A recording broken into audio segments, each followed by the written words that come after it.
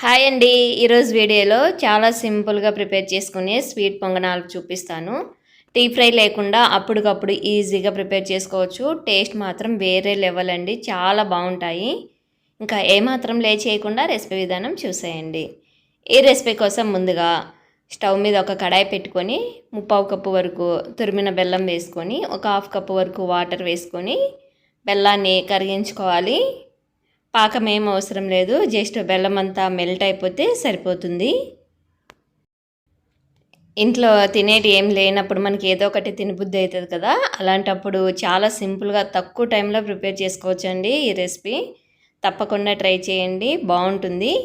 ఇలా బెల్లం అంతా కరిగిపోయాక దింపేసుకొని ఒక స్ట్రైనర్లో వేసుకొని ఇలా ఫిల్టర్ చేసుకోవాలి.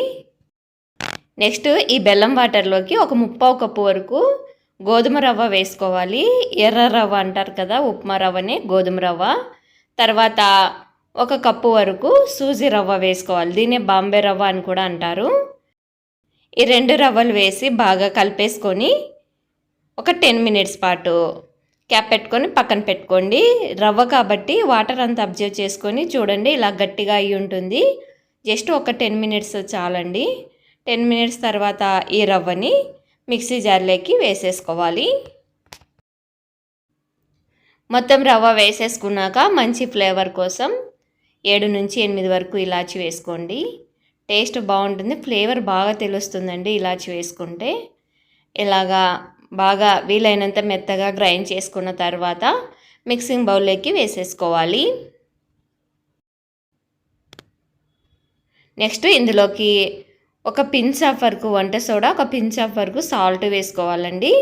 ఇలా సాల్ట్ వేసుకోవడం వల్ల టేస్ట్ బ్యాలెన్స్ అవుతుంది. స్వీట్ అయినా సరే కొంచెం డిఫరెంట్గా టేస్ట్ బాగుంటుంది.